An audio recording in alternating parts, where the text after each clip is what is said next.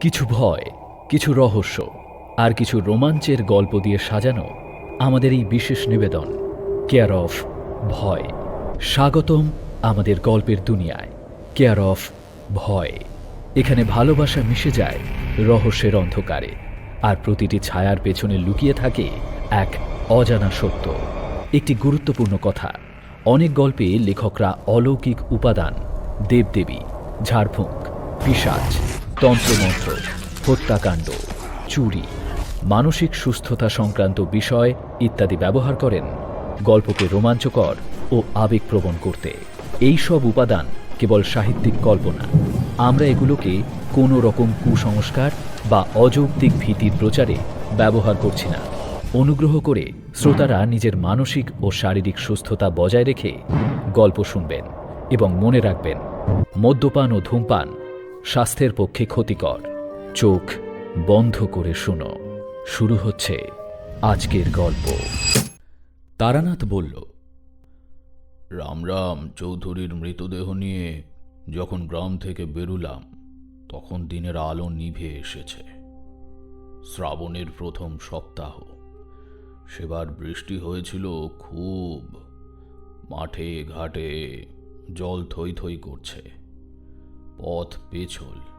সারাদিন জল হয়ে সবে একটু ক্ষান্তি দিয়েছে, কিন্তু বিশেষ ভরসা পাওয়া গেল না। আকাশে মেঘের কোলে কোলে চমকাচ্ছে বিদ্যুৎ। ঠান্ডা শিরশিরে বাতাস দিচ্ছে পূব দিক থেকে। গাঁয়ের মাতব্বর যতীন ঘোষাল ডেকে বলল, তাড়াতাড়ি পা চালাও হেসব, জল তো আবার এলো বলে। যতীন ঘোষাল বললে, কি হবে, তাড়াতাড়ি পা চালাবার উপায় নেই কোনো। আলের ওপর দিয়ে রাস্তা, তারপর কিছু দূর গিয়ে মাইলখানেক মাঠ ভাঙতে হবে। এঁটেল মাটি বৃষ্টিতে ভিজে বিউলির ডালের মতো হড়হড়ে হয়ে আছে। তাতে কাঁধের উপর চৌধুরী মশাইয়ের দুধ ঘি খাওয়া শরীরের ভার। অনেক বয়সে মারা গেলে কি হয়, রামরাম চৌধুরী বিশাল মানুষ ছিলেন। যদি পা হড়কায় এবং স্বগত চৌধুরী মশাই আমাদের কারো ওপরে পড়েন, তাহলে তাকেও এ যাত্রা চৌধুরী মশাইয়ের সঙ্গী হতে হবে। আমরা দলে রয়েছি 15-16 জন মানুষ। খাটিয়ার সামনের দিকে ডাইনে বাঁয়ে কাঁধ দিয়েছেন রামরাম চৌধুরীর 2 ছেলে, ঘনরাম আর কৃষ্ণরাম। তাদের দুজনেরই বয়স হয়েছে 50-এর উপরে। কয়েক পা গিয়ে হাঁপিয়ে যাচ্ছেন। গাঁয়ের ব্রাহ্মণ ছোকরারা এগিয়ে পালা করে তাদের রেহাই দিচ্ছে। চৌধুরীরা ঠিক জমিদার না হলেও আমাদের গ্রামের সবচেয়ে ধনী ভূস্বামী ছিলেন। ধনোপার্জনের ব্যাপারে রামরামের কোনো নীতির বালাই ছিল না। সুদের ব্যবসাতেও প্রচুর টাকা করেছিলেন। রামরাম মারা গেলেও তার ঘাতকদের স্বস্তির নিঃশ্বাস ফেলবার কোনো কারণ ঘটল না। ঘনরাম এবং কৃষ্ণরাম বৈষয়িক ব্যাপারে উপযুক্ত ছেলে। পিতৃ ব্যবসায় সমান তেজে বজায় থাকবে। রামরাম চৌধুরী হঠাৎ মারা গেলেন। 74 বছর বয়স হয়েছিল বটে, কিন্তু দিব্যি স্বাস্থ্য। সপ্তাহে 2 দিন পাঁঠার মুড়ো খান। 1.5 সের দুধ জুলি দিয়ে আধ করে সকালের জল খাবার। একটা গোটা ইলিশ কিংবা ভর পেট খাওয়ার পর 20টা বড় মাপের ল্যাংড়া আম তো কোনো ব্যাপারই ছিল না। জীবনে একটা চোয়া ঢেঁকুরও তোলেননি। এইরকম মানুষ রামরাম 3-4 দিন আগে খেতে বসে কয়েক গ্রাস মুখে তুলে তারপর খাওয়া থামিয়ে কেমনভাবে যেন ভাতের থালার দিকে তাকিয়ে রইলেন। বড় পুত্রবধূ কমলা, ঘনরামের স্ত্রী, পাশে বসে পাখা নেড়ে হাওয়া করছিলেন। শ্বশুরের খাওয়া বন্ধ হয়ে গেল দেখে তিনি মনে মনে শঙ্কিত হলেন। ভোজনবিলাসী বদমেজাজি লোক, কি ত্রুটি হলো কে জানে। নিজের হাতে পাকা রুই মাছের কালিয়া, সর্ষে বেগুন, পোস্তর বড়া এসব করেছেন। রান্না খারাপ হলে সারাদিনের জের চলবে। মৃদু গলায় কমলা জিজ্ঞেস করলেন, রান্না কি ভালো হয়নি? উত্তর না দিয়ে রামরাম গেলাসের জল দিয়ে পাতের ওপরেই হাত ধুয়ে ফেলে শোবার ঘরের দিকে যেতে যেতে কমলাকে বললেন, ঘনা আর কেষ্টকে আমার ঘরে আসতে বলো। এসব ঘটনা আজই সকাল থেকে ঘনরাম আর কৃষ্ণরামের মুখে শুনেছি। ঘনরাম খিড়কির পুকুরে ছিপ ফেলে বসেছিলেন। কৃষ্ণরাম বৈঠকখানায় বসে সামনের মোকদ্দমার সাক্ষীদের তালিম দিচ্ছিলেন। বাপের তলব আদালতের সমনের চেয়েও ভয়ানক। দুই ছেলে ধর্মর করে উঠে ভেতর বাড়িতে হাজির হলেন। শোবার ঘরে রাতের আগে আসেন না রামরাম। দু ছেলে গিয়ে দেখলেন বাবা বিছানায় শুয়ে। ঘনরাম বললেন, কি হয়েছে বাবা? এখানে এসে বস দুজনে। কি হয়েছে, শরীর খারাপ লাগছে নাকি? একটু চুপ করে থেকে রামরাম বললেন, আমার যেখানে যা আছে তোরা বুঝে নে, আমার আর বেশি সময় বাকি নেই। অবাক হয়ে কৃষ্ণরাম বললেন, সে আবার কি? শরীর কি অসুখ বলে মনে হচ্ছে? বলো তো, কালীগতি কবিরাজকে একটা খবর দিই। থাম, এ কবিরাজ ডাকবার ব্যাপার নয়। আমি টের পেয়েছি আমার ডাক এসেছে।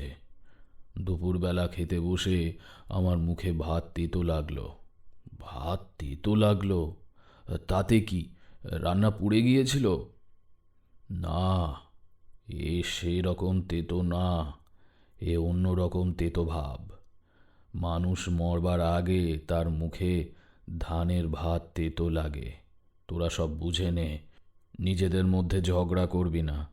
আমি সব চুল চেরা ভাগ করে দিয়ে গেলাম। উইল রেজিস্ট্রি করা আছে। ওই দেয়াল আলমারি খুলে মোটা লম্বা খামটা নিয়ে আয় দেখি। মোটামুটি এই ঘটনা। ছেলেরা বিষয়টাকে আমল দেয়নি। 3 দিন পর আজ সকালে ঘুম কখন পরপারে রওনা হয়েছেন। সত্যি বলতে কি, লোক দেখানো শোক কিছুটা করতে হলেও রামের মৃত্যুতে কেউই খুব একটা ব্যথিত হয়নি। ছেলেরা 50 পার করেও সম্পত্তির পুরো কর্তৃত্ব হাতে পাচ্ছিলেন না। ওর বয়সে বাপের অধীন থাকা বড় কষ্টের। পুত্রবধূরাও শ্বশুরের বিখ্যাত মেজাজ ও সময় অসময়ে নানান উদ্ভট ফরমায়েশ খাটা থেকে রেহাই পেয়ে হাঁপ ছেড়ে বাঁচলেন। রাত গেল, তখন খাওয়া দাওয়া শেষ করে যে যার ঘরে ঘুমিয়ে পড়েছে। রামরাম ইলিশ হাতে এসে বলল, কি বলছেন বাবা? এই দেখ, কানাই জেলে কত বড় মাছ দিয়ে গিয়েছে। রাত্রিরেই রান্না করে খেয়ে না ফেললে এই গরমে পচে যাবে। যাও, উনুনে আঁচ দাও দেখি। ছোট বৌমা মশলা বেটে ফেলো। মাছটা কিছুক্ষণ পড়ে থাক। একেবারে তাজা ইলিশ খেতে ভালো লাগে না, একটু সময় গেলে স্বাদ হয়। যাও, জ্বালা থেকে পাটনাই বালাম চাল, সের 2 বের করে নাও।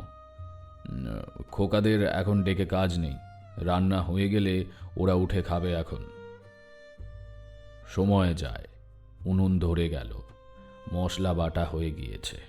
2 বউ গালে হাত দিয়ে বসে মাছটার পেটে আঙুলের চাপ দিয়ে পরীক্ষা করছেন।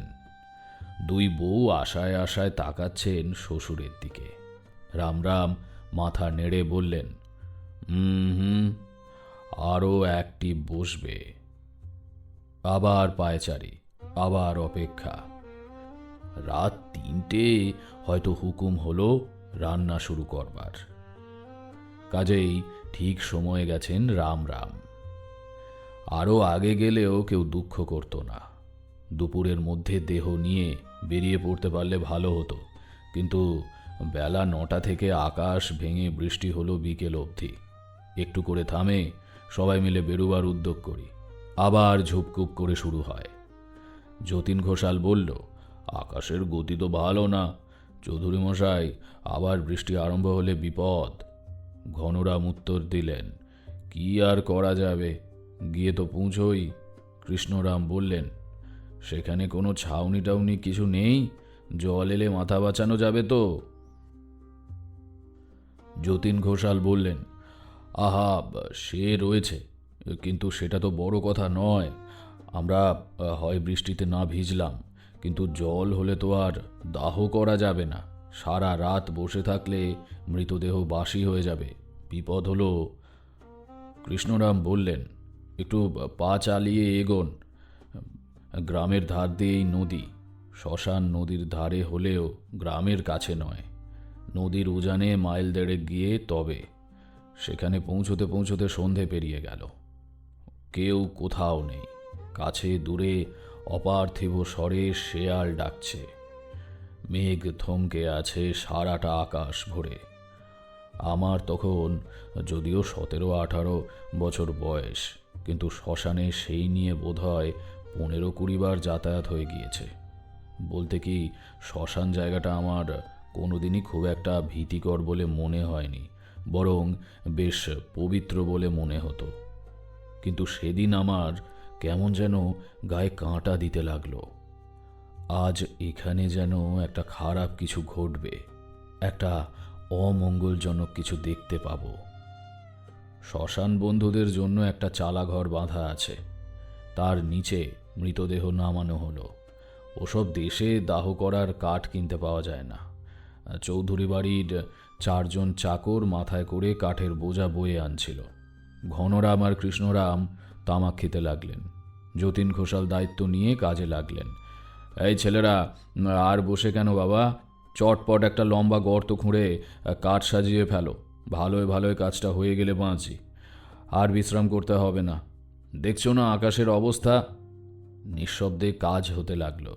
কেবল পুরুত ভবেশ ভট্টাচার্যের গুনগুন করে গীতার 3য় অধ্যায়ের পাঠ শোনা যাচ্ছে, আর হুঁকোর সুরসুর শব্দ। আমরা কজন ক্লান্ত হয়ে চালাঘরের আড়ালে তামাক খেতে গিয়েছি। আমাদেরই বন্ধু হরেন, সে তামাক খায় না, এক চিতা সাজাচ্ছে। চালা থেকে বেশ কিছুটা দূরে চিতা সাজানো হয়েছে, যাতে বর্ষার জোরালো হাওয়ায় আগুনের ফুলকি উড়ে এসে না পড়ে। আমরা তামাক খেতে খেতে হঠাৎ শুনলাম হরেনের ভীত গলা, কে কে রে ওখানে? আমরা দৌড়ে গেলাম। চালার তলা থেকে ঘনরাম, কৃষ্ণরাম, যতীন ঘোষাল এরা সব বেরিয়ে এলেন। ঘনরাম তার স্বভাবসিদ্ধ ভারী গলায় হেঁকে বললেন, কি হয়েছে হরেন? কয়েকটা লণ্ঠন মাত্র সম্বল। বিরাট প্রান্তরের অন্ধকার, তাতে আর কতটুকু দূর হয়। লণ্ঠন উঁচু করে তুলে দেখলাম হরেন ফ্যাকাশে মুখে পাশের ঝোপঝাড়ের দিকে তাকিয়ে আছে। বললাম, কি হয়েছে রে? পাংশু মুখে হরেন বলল, ওই ঝোপের মধ্যে কে দাঁড়িয়েছিল। স্পষ্ট নিঃশ্বাসের আওয়াজ শুনলাম। আমি চেঁচিয়ে উঠতেই জলা ভেঙে ওই দিকে পালিয়ে গেল।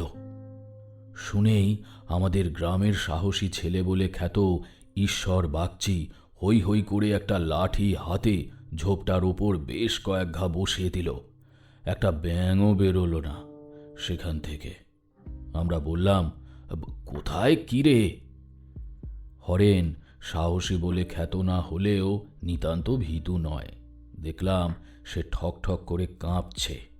সে বলল, না ভাই, তোমরা বললে তো হবে না। পায়ের শব্দ আর নিঃশ্বাসের আওয়াজ আমি স্পষ্ট শুনেছি। একেবারে গা ঘেঁষে ওই জল জঙ্গলের মধ্যে দাঁড়িয়েছিল। যতীন ঘোষাল বললেন, আচ্ছা থাক থাক, এখন কাজ শুরু করে দাও। আর তোমরাও বাপু বিদঘুটে, অসময়ে তোমাদের চাগিয়ে উঠল। বন্ধুকে একলা ফেলে যাবার কি দরকার ছিল? এত গোলমালেও একমাত্র ভবেশ ভট্টাচার্য গীতা পাঠ থামাননি। শান্ত হয়ে বসে একইভাবে গুনগুন করে পড়ে চলেছেন। ন জায়তে মিয়তে বা কদাচিৎ। ঘনরাম এবং কৃষ্ণরাম পিতার যা যা শেষকৃত্য সব করলেন। দাউ দাউ করে আগুন জ্বলে উঠল। যতীন ঘোষাল রামরাম চৌধুরীর কাছে বেশ কিছু টাকা ধার করেছিলেন। ছেলেদের সুনজরে থাকলে সেটা মাপ হয়ে যেতে পারে এই আশায় ক্রমাগত বলে চলেছেন। সেই থেকে বৃষ্টি আটকে আছে। হবে না কেন? কত বড় একটা পুণ্যবান মানুষ, তার শেষ কাজে কি ভগবান বাধা দিতে পারেন? আহা, গ্রাম একেবারে অন্ধকার হয়ে গেল। অমন মানুষ আর হবে না। আবার সব চুপচাপ। নলখাগড়ার বনে একটা শেয়াল ডেকে উঠল। জোলো হাওয়ায় শীত শীত করছে। চৌধুরী ভাইদের ভুড়ক ভুড়ক ইকোর শব্দ শোনা যাচ্ছে। আচমকা আমাদের সকলের বুকের রক্ত হিম করে দিয়ে একটু দূরে জলার মধ্যে থেকে একটা বিকট অট্টহাসির আওয়াজ জেগে উঠল। সে হাসির মধ্যে স্বাভাবিক মানসী উল্লাস নেই, যেন কোনো বদ্ধ উন্মাদ তার জীবনের শ্রেষ্ঠ শক্তির সন্ধান পেয়ে হাসি আর চেপে রাখতে পারছে না। নির্জন শ্মশানের শ্রাবণ রাত্রির একাকিত্বকে ওই অপার্থিব হাসি যেন আরো প্রেতায়িত করে তুলল। ভয়ে সবার মুখ পাংশু হয়ে গিয়েছে, কারো মুখে কোনো কথা নেই। চিতা থেকে কাঠের গাঁট ফাটার ফটফট আওয়াজ ভেসে আসছে। ঘনরাম স্থির বুদ্ধি লোক। সবার আগে সম্বিত ফিরে পেয়ে তিনি বললেন, এগিয়ে দেখো না, কি ব্যাপার? ভয় কি? না হয় আমিও যাচ্ছি। লণ্ঠন নাও। ঈশ্বর বাগচি লজ্জা পেয়ে বলল, না, ভয়ের কি আছে? তবে রাত্রিরে অমন আওয়াজ শুনে বুঝলেন কি না? লণ্ঠন নিয়ে আমরা সবাই যেদিক থেকে হাসির শব্দ এসেছিল সেদিকে এগিয়ে গেলাম। কিছু পাওয়ার আশা ছিল না, কিন্তু জীবনে মাঝে মাঝে বেশ অভাবনীয় ঘটনা ঘটে থাকে। আমরা এগিয়ে কাছাকাছি ঝোপগুলো লাঠি দিয়ে সরিয়ে সরিয়ে দেখা শুরু করতেই দলের বিনোদ বলে একটা ছেলে চেঁচিয়ে উঠল বলে, এ কি, তুমি কে? সবাই ছুটে গিয়ে দেখি সেখানে হাঁটু সমান জল কাদায় ঝোপের মধ্যে একটা পাগলাটে চেহারা লোক দাঁড়িয়ে এক দৃষ্টে জ্বলন্ত চিতার দিকে তাকিয়ে রয়েছে। তার চোখের মণিতে প্রতিফলিত হচ্ছে আগুনের শিখা। লোকটার রং কালো, গাল তোবড়ানো, গালে অনেক দিনের না কামানো খোঁচা খোঁচা দাড়ি, শীর্ণ দেহ। খালি গায়ে কেবলমাত্র একটা অপবাস পরে সে স্থির হয়ে দাঁড়িয়ে দাহ কাজ দেখছে। কোনো সন্দেহ নেই যে এই লোকটাই হেসে উঠেছিল। ঈশ্বর বাগচি বলল, এই, তুমি এখানে কি করছো? লোকটা কোনো জবাব দিল না। ওধার থেকে কৃষ্ণরাম বললেন, আহ, ও জঙ্গলে দাঁড়িয়ে কিসের কথা হচ্ছে? কে ওটা? টেনে এদিকে বার করে আনো না। লোকটাকে হাত ধরে টেনে খোলা জায়গায় নিয়ে আসা হলো। সে কোনো কথা বলছে না। হরেন বলল, এই লোকটাই তখন ঝোপের মধ্যে ছিল নিশ্চয়। বেটা মহাপাজি, অত করে ডাকাডাকি করা হলো, তা কোনো সারা শব্দ নেই। যতীন ঘোষাল বললেন, পাগল বোধ হয়, চোখের দৃষ্টি খেয়েছ? চোখের দৃষ্টি দেখছো না? লোকটা এতক্ষণ আগুনের দিকে তাকিয়েছিল। একবার চোখ ফিরিয়ে প্রথমে ঘনরাম ও পরে কৃষ্ণরামের দিকে তাকালো।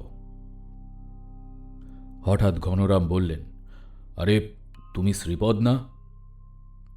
কৃষ্ণরামেরও ভ্রু কুঁচকে গেল। সম্ভবত তিনিও চিনতে পেরেছেন। শ্রীপদ ঘনরামের দিকে তাকিয়ে তর্জনী নির্দেশ করে বলল, চিতার আগুন থেকে ফুলকি উড়ে গিয়ে তোমার বাড়ির চালে পড়বে, আমি বলে দিলাম। বংশে বাতি দিতে কেউ থাকবে না, চিতার আলো ছড়িয়ে পড়বে তোমার বংশে। সেই জনহীন শ্মশানে জ্বলন্ত শবের সামনে দাঁড়িয়ে বলা শ্রীপদের কথাগুলো ভয়ানক গুরুত্ব নয়। তিনি বললেন, যা ভাগ, পাগল গোতাকার।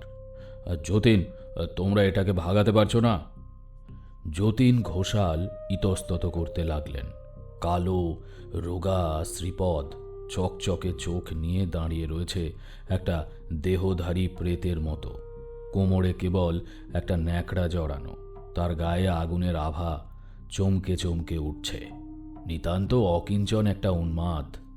কিন্তু যতীন ঘোষাল বোধহয় ভাবছিলেন যে গত বছরও এই মানুষটা গ্রামের সম্পন্ন চাষি গৃহস্থ ছিল। রামরাম চৌধুরীর সঙ্গে দেওয়ানি মামলা লড়তে গিয়ে জমি জমা টাকা পয়সা সব গিয়েছে। সর্বশান্ত হবার পরও শ্রীপদের তেজ কমল না। শুধু ভিটেটুকু আর বিঘে 2 খাস জমি সম্বল করে লোকটা সমান দম্ভে মাথা উঁচু করে বেড়াতে লাগলো। রামরাম চৌধুরীর এটা একেবারেই ভালো লাগলো না। যার পেছনে লাগা হয়েছে তাকে একেবারেই মাটির সঙ্গে না মিশিয়ে দিতে পারলে আর সুখ কি? যে সব বিষয়ে হেরে গিয়েছে সে পায়ে ধরে না কাঁদলে আর জেতার আরাম কোথায়? এর মধ্যে পথে একদিন রামরাম এবং শ্রীপদের বেদম ঝগড়া হয়ে গেল। শেষের দিকে শ্রীপদ বলেছিল, যান যান চৌধুরী মশাই, আমরা চাষের কাজ জানি, আরও 4 বিঘে রায়বাবুদের কাছ থেকে পত্তনি নিয়ে নিলে ভাতে মরব না। আপনার যা করবার করে নিয়েছেন, আর আপনাকে ভয় পাই না। আপনার চালের নিচেও থাকি না, নিজের বাড়িতে বসে শাক ভাত খাই। আমার নিজের ঘরে আমিই কর্তা। রাস্তায় দাঁড়িয়ে নিজের চেয়ে পদে খাটো কারো সঙ্গে বাড়াবাড়ি করা রামরামের স্বভাব নয়। সেদিনের মতো ঘটনাটা ওইখানেই মিটে গেল। সপ্তাহখানেক বাদে শ্রীপদের বাড়িতে আগুন লাগল। শ্রীপদ সে সময় হাটে গিয়েছিল। সে ফেরার আগেই 1 ঘন্টার মধ্যে সব শেষ। হাট থেকে ফিরে শ্রীপদ দেখল তার বউ আর একমাত্র ছেলে দুর্গাপদ উঠোনের জামরুল গাছটার নিচে চুপ করে বসে আছে। ছেলে কাঁদছে, বউ পাথর। যেখানে তার বাড়ি ছিল সেখানে কেবল কয়টা আধ পোড়া খুঁটি দাঁড়িয়ে তখনও ধোঁয়াচ্ছে। শ্রীপদ বউয়ের কাছে দাঁড়িয়ে বলল, কিছু বেঁচেছে? না, খাটের তলায় টিনের তোরঙ্গে সেই যা রেখেছিলাম। জানি না, বোধহয় গলে গিয়েছে। তারপর শ্রীপদের বউ কেমন যেন চমকে উঠে সম্বিত ফিরে পাবার মতো করে চারদিকে তাকালো, যেন সে এতক্ষণে টের পেল তার স্বামী এসে সামনে দাঁড়িয়েছে। কোনো বিশেষ একদিকে না তাকিয়ে তার বউ বিহল গলায় বলল, কি আগুন! উহ, হুস হুস করে জ্বলছে একেবারে। শ্রীপদের বউ পাগল হয়ে গেল। টিনের তোরঙ্গে তার সাথের কিছু সামান্য গয়না রাখা ছিল। তার মতো অবস্থার মানুষের এতেই যথেষ্ট শোক হতে পারে। তার ওপর চোখের সামনে সে নিজেদের বসত বাড়ি পুরো জ্বলে যেতে দেখেছে। সে ধাক্কা সামলানো কঠিন। শ্রীপদ থাকলে তার কি হতো বলা যায় না। এর পরের কিছুদিন শ্রীপদর বউ একদম কথা না বলে চুপ করে বসে থাকত। কখনো কখনো বলতো, উহ, বড় আগুন, হুস হুস করে জ্বলছে। তার বাপের বাড়ির লোকেরা তাকে আর তার ছেলেকে নিয়ে যায় চিকিৎসার জন্য। বাপের বাড়ি থেকে আর ভালো হয়ে ফেরেনি শ্রীপদর বউ। কিছুদিন পরে খবর পাওয়া গেল সে স্নান করতে গিয়ে নদীতে ডুবে মরেছে। শ্রীপদর চিন্তার গল্পটা একেবারে অলীক নয়। মানুষের দুঃসময়ে পড়লে ভাগ্য দেবতা তাকে অবনতির শেষ ধাপ অবধি না নিয়ে গিয়ে স্বস্তি পান না। বিপদ একবার ঘটতে শুরু করলে পর পর ঘটতে থাকে।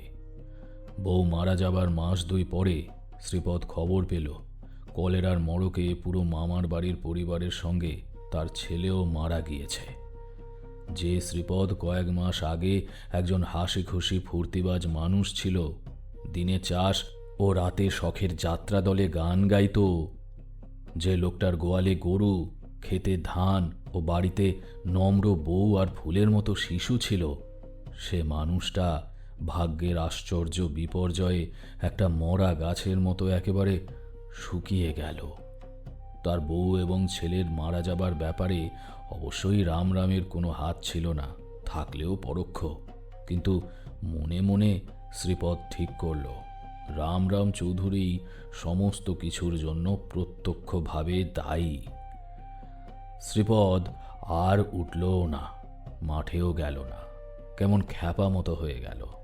সারাদিন নদীর ধারে বসে বিড়বিড় করে কি বলে, এর ওর বাড়ি খেতে চায়। পাড়াগাঁয়ে তখন ভাত জিনিসটার অভাব ছিল না। শ্রীপদকে সবাই ভালোবাসতো, খেতে দিত।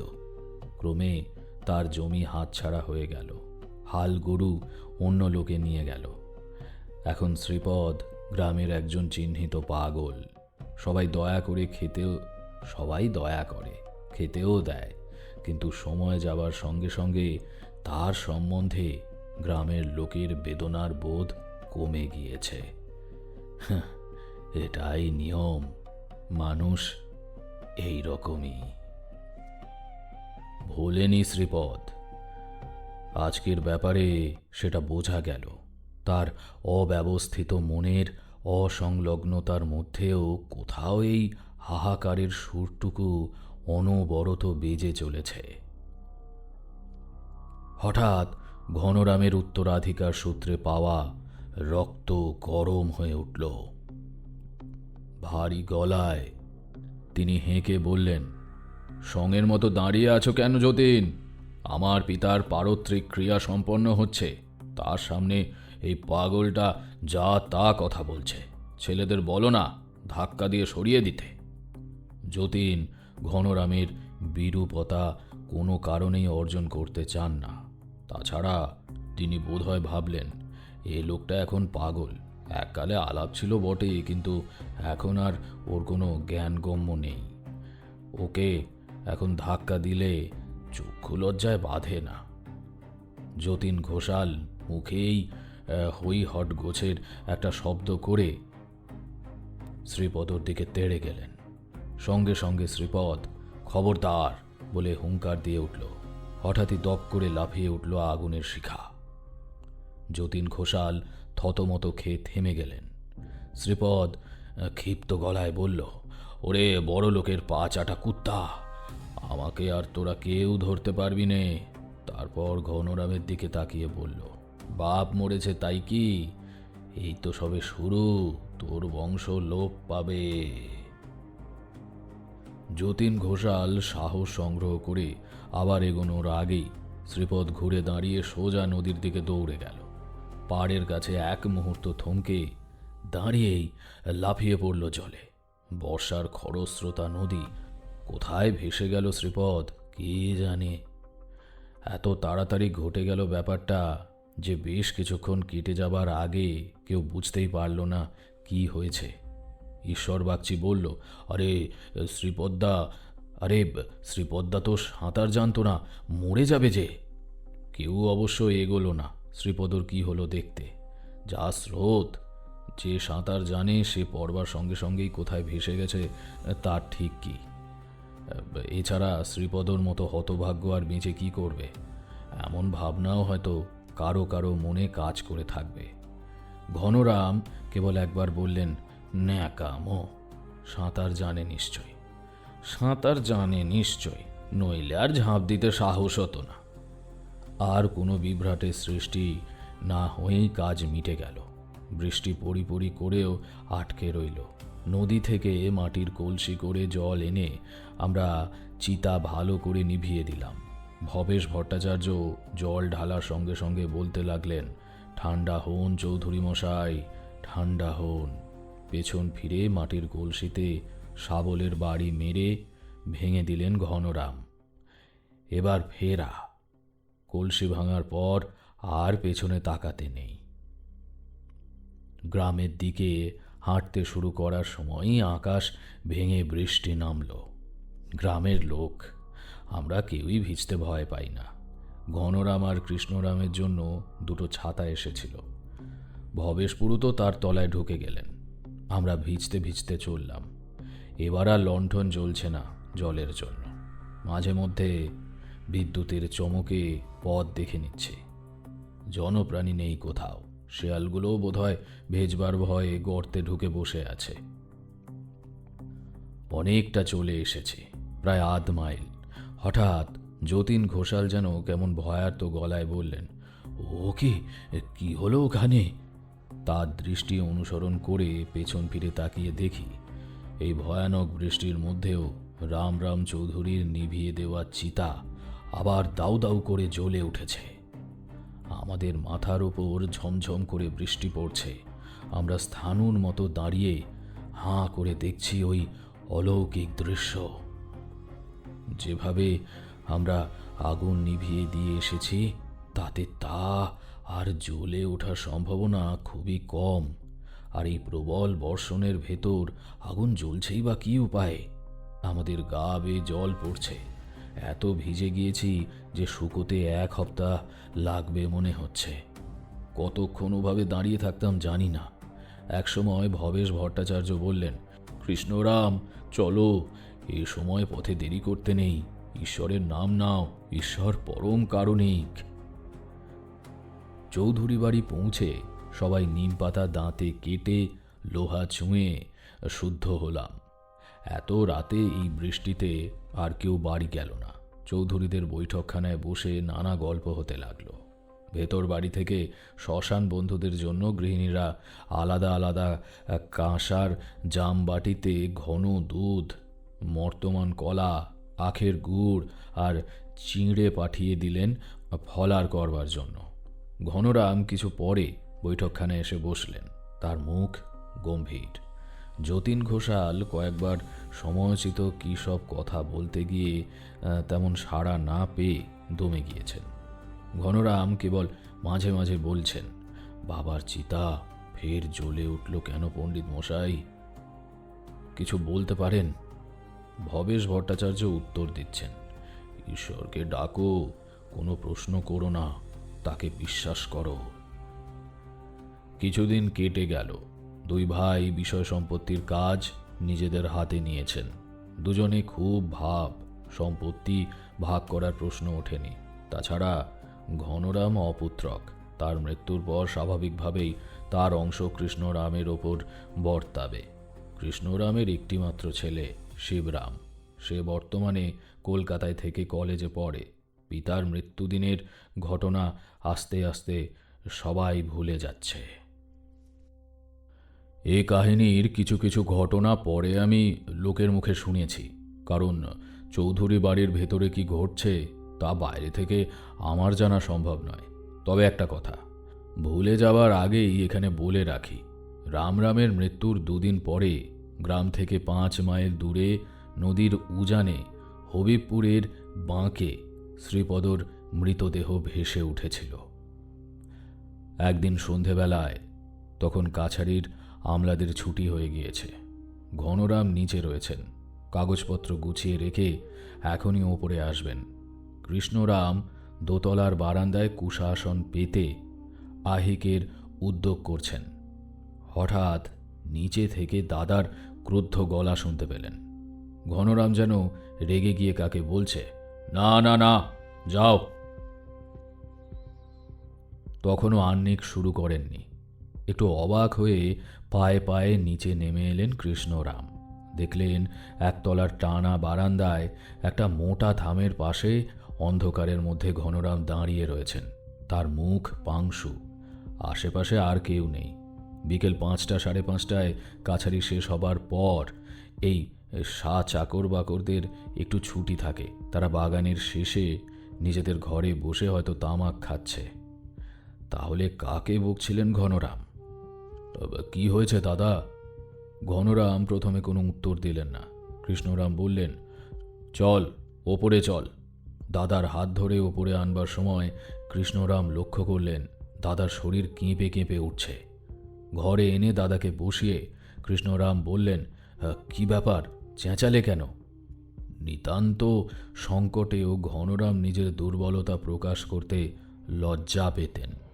একটু ইতস্তত করে বললেন, শ্রীপদকে দেখলাম। আশ্চর্য হয়ে কৃষ্ণরাম বললেন, শ্রীপদ? সে কি কথা, কোথায়? কাছারি শেষ করে ওপরে আসছে। একতলার বারান্দায় উঠতেই একটা থামের পেছন থেকে বেরিয়ে এলো। সেই চেহারা বুঝলি, সেদিন যেমন দেখেছিলাম। কিন্তু তা কি করে হবে দাদা? আমাদের সামনেই তো। পরে দেহ ভেসে উঠেছিল, সে খবর তো জানো। তুমি আলো আঁধারিতে ভুল দেখেছ। ঘনরাম দৃঢ় গলায় বললেন, না, আমি ঠিকই দেখেছি। শ্রীপদ আমার সঙ্গে কথাও বলল। কথা বলল? কি রকম? সেদিনের মতো আঙুল তুলে আমাকে বলল, চৌধুরী মশাই, মনে আছে তো? কৃষ্ণরামের গা ছমছম করে উঠল। ঘনরাম বললেন, কেষ্ট, তুই কলকাতা থেকে শিবুকে আনিয়ে নে, কিছুদিন বাড়িতে রাখ। লোকের আশীর্বাদ ফলে না, কিন্তু অভিশাপ ফলে যায়। বাড়ির ছেলে বাড়িতে এসে থাকুক।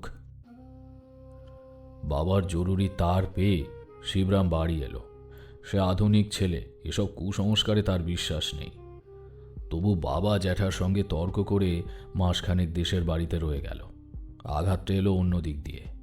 শিবরাম বাড়ি আসার 7-8 দিন পর চৌধুরী বাড়িতে আগুন লাগলো। মূল বাড়ি পাকা, আগুনের আঁচে কিছু ক্ষতি হলেও বড় রকমের বিপর্যয় কিছু হলো না। কিন্তু উঠোনের 10-12টা ধানের গোলা পুড়ে একদম ছাই হয়ে গেল। সব মিলিয়ে প্রায় 400 মণ ধান। পাড়াগাঁয়ে দমকল থাকে না। আগুন দেখে আমরা দৌড়ে গেলাম। সমস্ত গ্রাম ভেঙে পড়ল। পেছনের দিঘি থেকে বালতি বালতি জল নিয়ে ছুঁড়ে দেওয়া হতে লাগলো অগ্নিকুণ্ডের ভেতরে। কিন্তু আগুন ততক্ষণে বেশ ভালো রকম ধরে উঠেছে। 2-1 বালতি জলে কিছু হবার নয়। লম্বা লাইন করে দাঁড়িয়ে আমরা জলের বালতি হাতে হাতে আগুনের কাছে পৌঁছে দিচ্ছিলাম। আমার পাশে ছিল হরেন। সে বলল, একটা ব্যাপার কিন্তু অদ্ভুত, বুঝলি? বললাম, কি? সবগুলো গোলায় একসঙ্গে আগুন ধরল কিভাবে? একেবারে গায়ে গায়ে তো দাঁড়িয়ে নেই। আশ্চর্য! এ যেন মনে হচ্ছে কেউ নুড়ো হাতে সবগুলোতে আগুন দিয়ে বেরিয়েছে। হ্যাঁ রে তারানাথ, চাকরগুলোর ভেতর কেউ করেনি তো? যা, তা কেন করবে? কোনো কারণে হয়তো মালিকের ওপর রাগ আছে। না রে, এরা সবাই পুরনো আর বিশ্বাসী লোক। দেখছিস না, মালিকের এত বড় ক্ষতি হয়ে গেল বলে সবাই সার দিয়ে বসে কাঁদছে। এরা কেউ নয়। তাহলে জানি না। ধন্য ঘনরামের ধৈর্য। চুপ করে দাঁড়িয়ে তিনি আগুনের বিধ্বংসী কাণ্ড দেখলেন। তার মুখ দেখে এমনকি যতীন ঘোষালও কোনো সমবেদনার কথা বলতে সাহস করল না। আগুন যখন প্রায় নিভে এসেছে, ঘনরাম ভৃত্যদের মধ্যে কাউকে হাঁক দিয়ে বললেন, এই, কে আছিস? বাড়ি থেকে গোটা কতক সুপুরি নিয়ে আয় তো। যতীন ঘোষাল ভয় ভয়ে বললেন, সুপুরি কি হবে চৌধুরী মশাই? ঘনরাম উত্তর দিলেন না। কে একজন কাগজের ঠোঙায় সুপুরি নিয়ে এলো। ঠোঙা হাতে ঘনরাম ঘুরে ঘুরে প্রত্যেক নিভে আসা অগ্নিকুণ্ডে 2-1খানা করে সুপুরি ছুঁড়ে দিতে লাগলেন। কৃষ্ণরাম এগিয়ে এসে ভীত গলায় বললেন, এসব কি হচ্ছে দাদা? ঘনরাম ভাইয়ের দিকে তাকিয়ে শুকনো হাসি হাসলেন। বললেন, আগুনকে দিচ্ছি, সবই তো খেলো, এবার একটু মুখশুদ্ধি করুক। কৃষ্ণরাম হাত ধরে দাদাকে ভেতরে নিয়ে গেলেন। এরপর ঘনরাম জেদ ধরলেন শিবরামের বিয়ে দেবেন। দাদার জেদ দেখে বিপন্ন হয়ে কৃষ্ণরাম বললেন, কিন্তু দাদা, শিবু এখনো পড়ছে। এ সময় বিয়ে দিলে ওর পড়াশোনা আর হবে না। ঘনরাম ভাইয়ের আপত্তিতে কান দিলেন না। বললেন, বোকামি করিস না কেষ্ট। বুঝে দেখ, আমাদের বংশের বৃদ্ধি নেই একদম। ওই শিবুই যা কিছু।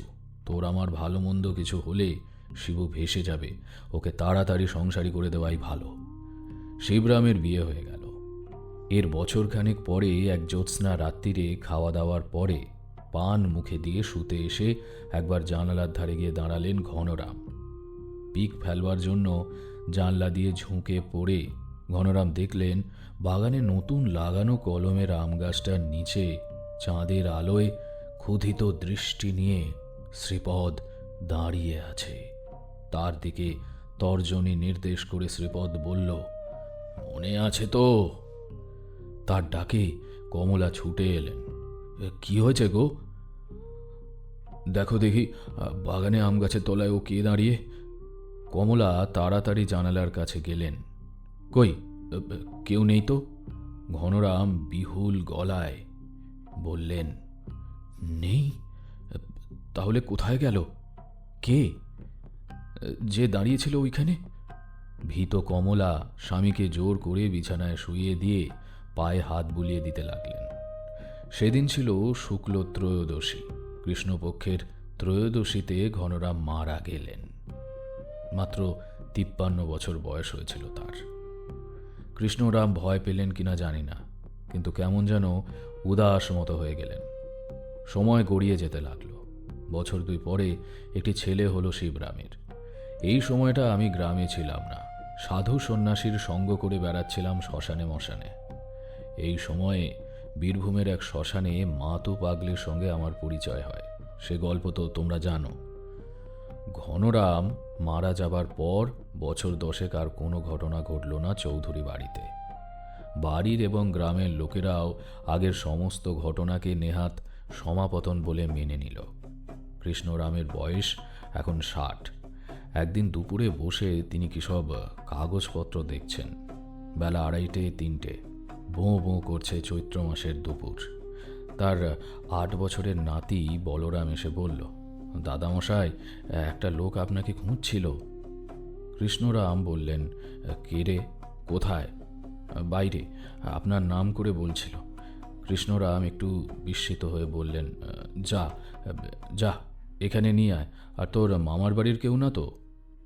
না, তাদের সবাইকে আমি চিনি।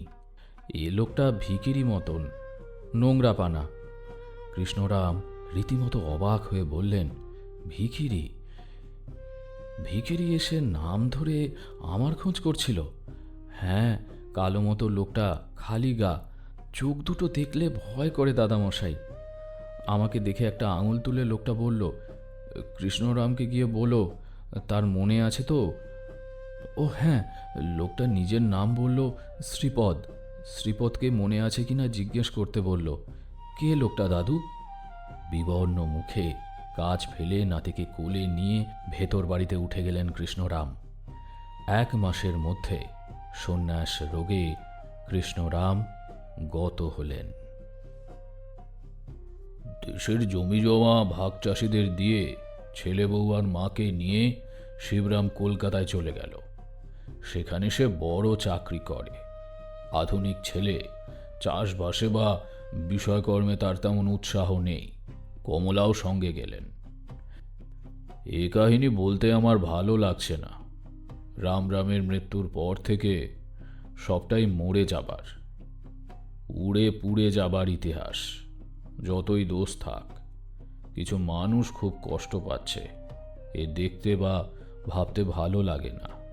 তবু শুরু যখন করেছি, শেষ অবধি বলি।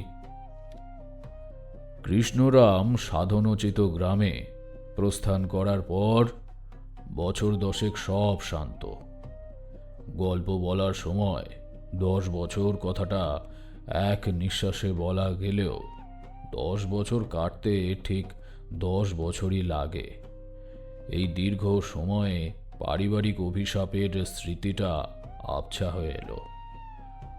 মানুষ দুঃখের স্মৃতি ভোলবারই চেষ্টা করে, বা একটা অবচেতন প্রচেষ্টা সব সময়ই থাকে। তার সঙ্গে কালের ব্যবধান মিলে চৌধুরী পরিবার থেকে কালো ছায়াটা একেবারে মুছে গেল। এখন বলরামের বয়স 16, শিবরামের বয়স বছর 40। কলকাতায় যে বাড়িটা ভাড়া নিয়ে শিবরাম ছিল, তার 3 দিকে ঘর, মাঝখানে উঠোন, উঠোনে চৌবাচ্চা। স্নান করা, বাসন মাজা বা কাপড় কাচা ইত্যাদি উঠোনেই সারা হয়। উঠোন থেকে রোয়াকে উঠবার সিঁড়িতে বড় উঁচু উঁচু ধাপ। কমলা, নিরূপার মানে কৃষ্ণরামের স্ত্রীর বয়স অনেক হলো। অত উঁচু ধাপ ভেঙে বারান্দায় উঠতে কষ্ট হয়। শিবরাম জনাতিনেক মিস্ত্রি ডাকিয়ে পুরনো সিঁড়ির দুদিক দিয়ে নতুন করে কয়েকটা ধাপ গাঁথাবার ব্যবস্থা করল। সেদিন তার অফিসে জরুরি কাজ আছে, না গেলেই নয়। অফিস থেকে সন্ধেবেলা ফিরে শিবরাম দেখল গাঁথনির কাজ শেষ হয়ে গিয়েছে। বলরাম বলল, তোমার আজ ফিরতে দেরি হলো বাবা? হ্যাঁ, কাজের চাপ ছিল। মিস্ত্রিরা গেল কোথায়? কাজ শেষ করে জলখাবার খেতে গিয়েছে। আমি বলে দিয়েছি তুমি এলে আসতে। বেশ করেছিস। তুই ওপরে গিয়ে একটা লণ্ঠন নিয়ে আয় দেখি, হাত মুখটা একেবারে ধুয়েই নি। বলরাম ওপরে যেতেই মিস্ত্রিদের একজন এসে দাঁড়ালো উঠোনে। শিবরাম বারান্দা থেকে বলল, কত মজুরি দেব হে? একটা দর ঠিক করে দাও। খালি গা লোকটা, কোমরের কাছে যেমন তেমন করে একটা কাপড় জড়ানো, জুল জুলে দুই চোখ তুলে বলল, আমাকে মনে আছে তো, মনে করিয়ে দিতে এলাম। শিবরামের ভয়ার্ত চিৎকারে বলরাম দৌড়ে নেমে এলো লণ্ঠন হাতে। কি হয়েছে বাবা, কি হয়েছে? শিবরাম ফ্যাল ফ্যাল করে চারদিকে তাকিয়ে বলল, একেবারে চোখের সামনে উবে গেল লোকটা। এ কি? কে উবে গেল? কে এসেছিল? কমলা নিরুপমাও পেছন পেছন নেমে এসেছিলেন। তারা এই পরিবারের এই লক্ষণ বহু দিন থেকে দেখছেন। নিরুপমা কেঁদে উঠে শিবরামকে জড়িয়ে ধরলেন। কমলা দুর্গা নাম জপ করে সারা গায়ে হাত বুলিয়ে দিতে লাগলেন। সবাই ধরে শিবরামকে দোতলায় নিয়ে গেল। খানিক পরে মিস্ত্রিরা এলে বলরাম নিচে এসে জিজ্ঞেস করল, তোমাদের মধ্যে কেউ কি একটু আগে এসেছিলে? তারা অবাক হয়ে বলল, না তো, আমরা তো এই চা বিস্কুট খেয়ে এলাম। কেন বাবু? না, কিছু না। ভয়ে ভয়ে কিছুদিন যাবার পর বোঝা গেল শিবরামের প্রাণের আশঙ্কা বোধহয় নেই, তার থেকেও বড় ক্ষতি এবার হয়ে গিয়েছে। শিবরাম আজকাল চুপচাপ বসে থাকে, অফিস যেতে চায় না।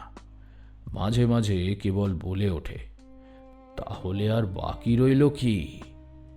জল জ্যান্ত মানুষই যদি উবে যেতে পারে, তাহলে আর কি বাকি রইল? অদ্ভুত এক বাতিক গড়ে উঠল তার। সব কিছু ঢাকা দেবার বাতিক। টাকা পয়সা, জুতো, খাবার দাবার সব ঢাকা দিয়ে বেড়ায় সারাদিন। বলরাম গিয়ে বাবার হাত ধরে, ছি, ওদিকে চলো তো, কি হচ্ছে কি? শিবরাম ব্যস্ত হয়ে বলে, আরে দাঁড়া দাঁড়া, এটুকু ঢেকে দিয়ে যাই, আজকাল সব কিছু কর্পূরের মতো উবে যাচ্ছে। মাঝরাত্রে স্ত্রীর গায়ে লেপ নামিয়ে এনে চাপা দেবার চেষ্টা করে। স্ত্রী ভয় পেয়ে বলে, করছো কি? লেপটা নিয়ে এলাম তাক থেকে নামিয়ে, যা দিনকাল পড়েছে, চাপা দিয়ে শো, কে কখন উবে যায় ঠিক কি? তারপর সস্নেহে স্ত্রীর দিকে তাকিয়ে বলে, তুমি না হলে আমার চলে না যে, চাপাচুপি দিয়ে থাকো, আমি দেখে আসি খোকার গায়ে ঢাকা আছে কিনা। স্ত্রীর চোখে জল আসে, হাত ধরে স্বামীকে জোর করে বসায়। বসো দেখি, এই গরমে আর বলুর গায়ে লেপ দিতে হবে না। গরম তাই কি, ছেলে যদি উপে যায়? বাতিক বাড়তে লাগলো। প্রথমে তবু কথা বলতো শিবরাম, তারপর ক্রমে কথাবার্তা অসংলগ্ন হয়ে এলো। একদিন একেবারেই বন্ধ হয়ে গেল। রয়ে গেল শুধু সব কিছু ঢাকা দিয়ে বেড়াবার বাতিক। দেহ ফেলে রেখে শিবরামের চেতনা পূর্বপুরুষের কৃত অপরাধের প্রায়শ্চিত্ত করতে কোথায় গেল কে জানে। এ অবস্থায় আর কলকাতায় থাকা চলে না। শিবরাম আর উপার্জন করে না। কলকাতার খরচ চালাবে কে? দেশে যা জমি আছে তার আয়ে চলে যাওয়া উচিত, কিন্তু মালিক অনুপস্থিত থাকলে কে আর তার প্রাপ্য দিতে ব্যস্ত হয়? কাজেই মায়ে ছেলেতে ঠাকুমাতে মিলে পরামর্শ করে চৌধুরী পরিবার বেশ অনেক বছর পরে আবার গ্রামে ফিরে এলো। বলরামের বিয়ে পরীক্ষা হয়ে গিয়েছে, এখন একটু বিষয়কর্ম দেখলে ক্ষতি কি? এই সময়েই এই ঘটনার সঙ্গে আমার প্রত্যক্ষ যোগাযোগ ঘটে। আমার বয়স তখন বছর ৪৫। মাঝে মাঝে গ্রামে আসি, আবার উধাও হয়ে যাই। দাড়ি গোঁফ রেখেছি, তন্ত্রমতের সাধক বলে বেশ একটু খাতিরও হয়েছে। একবার বলরাম আমাকে ডেকে বলল, কাকাবাবু, আমাদের পারিবারিক দুর্ভাগ্যের কথা তো সবই জানেন, এর কোনো বিহিত হয় না? বললাম, কি বিহিতের কথা বলছো? দেখুন, আমি কলকাতায় পিয়ারসন সাহেবের ছাত্র ছিলাম। আজগুবি ব্যাপারে বিশ্বাস করতে মন চায় না, কিন্তু ঠাকুরদা মারা যাবার সময় আমার নিজেরই অলৌকিক অভিজ্ঞতা হয়েছিল। আমি ঠাকুরদাকে বলেছিলাম, শ্রীপদের কথা, তারপর বাবার এই অবস্থা। সবটাই কাকতালীয় বলে উড়িয়ে দিতে পারছি কই। আমার মা ঠাকুমা জেঠিমার কথা ভাবুন তো, এই অভিশাপ কি কাটানো যায় না? একটু ভেবে বললাম, হুম, অলৌকিক উপদ্রব দূর করবার জন্য একটা বিশেষ হোম করা যায়। তুমি ইংরেজি পড়া ছেলে, বিশ্বাস করবে কিনা জানি না, যদি ওই হোম আমি শেষ করতে পারি তাহলে হয়তো তোমাদের বিপদ চিরদিনের জন্য কেটে যাবে। বলরাম আমার কথার সুরে একটু অবাক হয়ে বলল, কেন? শেষ করতে পারার অসুবিধে কি? সে তোমাকে এখন বলবো না। তুমি কি চাও আমি ওই হোম করি? নিশ্চয়ই। সবার মঙ্গল হবার যদি কিছুমাত্র সম্ভাবনাও থাকে তাহলে আমার বিশ্বাসের জন্য আমি তাতে বাধা দেব না। ঠিক আছে, এ মাসের শেষ অমাবস্যার রাত্রিরে আমি হোম করব। তুমি ব্যবস্থা করো, আমি ফর্দ দিয়ে দিচ্ছি, জোগাড় করে ফেলো। কিছু জিনিস লাগবে যা তুমি জোগাড় করে উঠতে পারবে না, সেগুলো আমিই নিয়ে যাব। এখন রাত 10টায় পুজোয় বসবো, 12টা থেকে হোম শুরু হবে। কিন্তু আমার একজন সঙ্গী চাই যে। বলরাম বলল, কাকে চাই বলুন? তোমাদের কুলপুরোহিত ছিলেন ভবেশ ভট্টাচার্য, তার ছেলে নরেশ তো পুজো আচ্চা করে, তাকে বলে রেখো। তাই বেশ, তাই হবে। নির্দিষ্ট দিনে চৌধুরী বাড়ি পৌঁছে দেখি আয়োজন সব সম্পূর্ণ। বাড়ির সামনে বিরাট উঠোনে শামিয়ানা টাঙিয়ে তার নিচে হোমের জায়গা করা হয়েছে। কুশাসন, সমিদ ও অন্যান্য জিনিস রাখা হয়েছে। তার একদিকে বিষণ্ণ মুখে নরেশ ভট্টাচার্য বসে। আমি গিয়ে নরকপাল, হাড়ের মালা আর ফল শুদ্ধ কচু গাছের ডাল নামিয়ে রাখছি দেখে সে কাতর হয়ে বলল, চক্রবর্তী মশাই, আমি কি পারবো? আমি তো মানে আপনাদের মতো হোম কিছু জানি নে। বললামও বলরামকে, তবু আমাকে জোর করে নিয়ে এলো। হেসে বললাম, কিছু ভয় নেই ভট্টাচার্য মশাই, আপনাকে কিছু করতে হবে না। কেবল মাঝে মাঝে এটা ওটা একটু হাতে এগিয়ে দেবেন। বড় হোম আর পুজো এক হাতে করা যায় না। বলরামকে ডেকে বললাম, হোম আরম্ভ করার পরে বাড়িতে নানা রকম উপদ্রব আর উৎপাত হতে পারে, ভয় পেও না। স্থির হয়ে এক জায়গায় বসে ঈশ্বরের নাম করবে। বিরুদ্ধ শক্তি চেষ্টা করবে যাতে আমি হোম শেষ না করতে পারি। পুজো শুরু করে সবে দেহবন্ধন আর আসন শুদ্ধি করেছে। বাড়ির ছাতে দরাম করে একটা বিকট আওয়াজ হলো। বলরাম দৌড়ে দেখতে গেল কি ব্যাপার। ফিরে এসে বলল, কি আশ্চর্য, একটা থানিট এসে পড়েছে কোথা থেকে। বাড়ির ছাদে ছুঁড়ে থানিট পাঠানো কি সোজা কথা? আমি ততক্ষণে ঘর স্থাপন করে মঙ্গল ভৈরবের ধ্যান শুরু করেছি। ভৈরবকে সামান্যার্ঘ্য দেওয়ার সময় বাড়ির সঙ্গে লাগোয়া বিরাট চটকা গাছ থেকে অসংখ্য কাক জেগে উঠে কা কা শব্দে চারদিকে ঘুরে ঘুরে উঠতে লাগলো। ব্যাপারটা শুনতে সামান্য লাগছে, কিন্তু যার অভিজ্ঞতা নেই সে বুঝতে পারবে না রাত 11টার সময় 1000 খানেক কাক মাথার উপরে উঠলে কেমন লাগে। সেই অমাবস্যার নিকষ কালো অন্ধকার উড়ন্ত কাকেদের অপার্থিব ডাকে খান খান হয়ে যেতে লাগলো।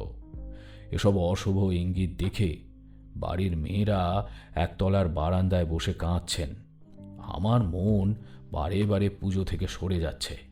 বীজ মন্ত্র উচ্চারণ করতে করতে অভিনিবিষ্ট হবার চেষ্টা করছি। পুজো শেষ হয়ে আসছে।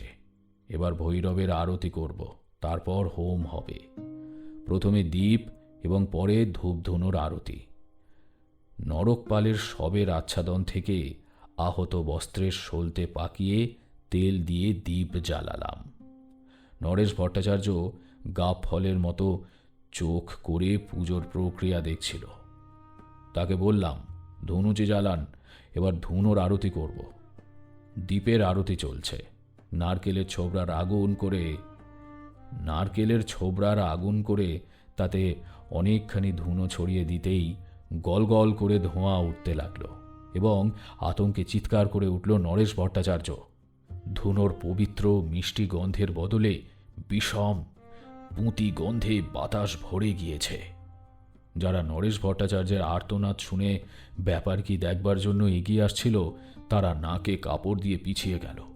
বিদ্যুৎ বেগে চারদিকে ছড়িয়ে পড়ল মরা পচা দুর্গন্ধ। মহিলারা চিৎকার করে কাঁদছেন। নরেশ আচ্ছন্নের মতো এলিয়ে আছে একদিকে। দোতলার বারান্দা থেকে আকুল হয়ে চেঁচাচ্ছেন শিবরাম, ঢাকা দিয়ে দে, ঢাকা দিয়ে দে। দীপ নামিয়ে ভৈরবের ধ্যান করে একটি রক্ত জবা ছুঁড়ে দিলাম ধুনুচিতে। সঙ্গে সঙ্গে বিকট গন্ধ মিলিয়ে গিয়ে ধুনোর নিজস্ব গন্ধ ফুটে উঠল বাতাসে। আস্তে আস্তে হলো না, কেউ যেন জাদু বলে এক মুহূর্তে সব জায়গায় একই সঙ্গে গন্ধটাকে বদলে দিল। বললাম, পাংশু মুখে দাঁড়িয়ে রয়েছে, দেখে মনে হচ্ছে তার অবিশ্বাস কেটে গিয়ে। বলরাম পাংশু মুখে দাঁড়িয়ে রয়েছে, দেখে মনে হয় তার অবিশ্বাস কেটে এসেছে। আমার তখন কেবল এক চিন্তা, হোম শেষ হবে তো। পুজো শেষ করে হোমের বেদিতে বালির ওপর যোগিনী মণ্ডল আঁকলাম। হাড়ের মালা গলায় দিয়ে বসে শুরু করলাম হোম। বীজ মন্ত্র উচ্চারণ করে আহুতি দিয়ে চলেছি। নরেশ বসে সমিদ এগিয়ে দিচ্ছে। হঠাৎ দেখলাম আগুনের তেজ যেন কমে আসছে। শুকনো বেলকাঠ জ্বলছে, অনেকখানি করে ঘি একবারে আহুতি দিচ্ছি। আগুন নিভে আসার তো কোনো কারণ নেই। নরেশ ভালো করে কি দেখবার ভঙ্গিতে সামনে ঝুঁকে পড়ে বলল, আরে এ আবার কি, দেখুন দেখুন। তাকিয়ে দেখি হোমের বেদির শুকনো বালি ভিজে উঠেছে, যেন তাতে বেশ খানিকটা জল ঢেলে দিয়েছে কেউ। কি করে তা হবে? বিঘত প্রমাণ উঁচু মাটির বেদি করে তার ওপর পুরু করে বালি বিছিয়ে হোমের জায়গা হয়েছে। কাজেই স্যাঁতস্যাঁতে জমি ভিজে গিয়ে জল উঠবে তাও সম্ভব নয়। এ যেন মনে হচ্ছে মাটির তলা থেকে জল উঠছে, কেউ যেন তলা থেকে পিচকিরি করে জল দিয়ে ভেজাচ্ছে বালি। এই শুরু। আমি বুঝতে পেরেছিলাম হোম শেষ করতে পারবো না। বলরামের জন্য মায়া হচ্ছিল। সে বেচারা এখনো আমার ওপর নির্ভর করে তাকিয়ে রয়েছে। এরপর মাটির তলা থেকে যজ্ঞ দেবীর নিচে হুড় হুড় করে জল উঠতে লাগল, যেন কোনো ঝর্ণার উৎস মুখে পুজোয় বসেছে। আমার আসন ভিজে গিয়ে জল গড়াতে লাগলো। শেষ দিকে যেন হঠাৎ একটা জলের ঢেউ তলা থেকে উঠে বালি সমিধ সব ভাসিয়ে নিয়ে গেল। আগুন গেল নিভে। তারানাথ থামল। কিশোরী আর আমি একসঙ্গে বললাম, তারপর? বিষণ্ণ হেসে তারানাথ বলল, তারপর আর কি, আমার জয়ের গল্প তো অনেক শুনেছ, এটা আমার ব্যর্থতার গল্প। আমি জিজ্ঞাসা করলাম, চৌধুরী পরিবারের কি হলো? তারানাথ খুব মৃদু গলায় বলল, এখন সত্যি তাদের বংশে বাতি দিতে কেউ নেই। আমরা দুজন চুপ মেরে রইলাম। তারানাথ বলল, কি, শেষটা পছন্দ হলো না? কেমন?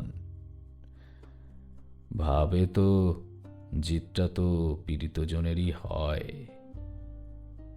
চৌধুরী পরিবার বেঁচে গেলে সেটা ঈশ্বরের ন্যায় বিচার হতো কি? পৃথিবীর আদালতে এই মানুষগুলো বিচার পায় না, বড় আদালতে যে এখনো সুবিচার হয় তা তো প্রমাণিত হলো। একটু থেমে বলল, অবশ্য অনেকগুলো মানুষ যারা শ্রীপদের ভাগ্য বিপর্যয়ের ব্যাপারে সরাসরি জড়িত ছিল না, তারাও কষ্ট পেল। তা সে আর কি করা যাবে, এসব নিয়তির অখণ্ড বিধান। আমরা উঠে আসছি।